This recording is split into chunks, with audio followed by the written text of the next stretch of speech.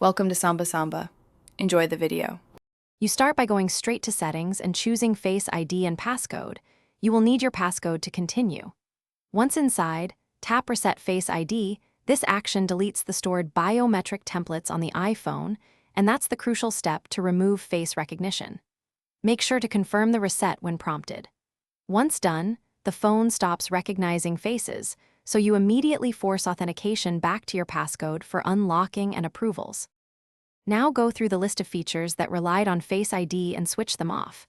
This includes iPhone Unlock, iTunes and App Store, Apple Pay, and password autofill. You should also open Privacy and review any app-level biometric permissions so no app can request a face scan. Once those toggles are disabled, restart the iPhone to ensure the system fully applies the changes. Doing this prevents Face ID from being used for purchases, payments. Finish by strengthening the fallback. Set a longer numeric or alphanumeric passcode, and make sure two-factor authentication is active for your Apple ID so your account stays secure without biometrics. If you ever see Face ID reappear or act like it's still enrolled, update iOS, restart the phone, and run Reset Face ID again.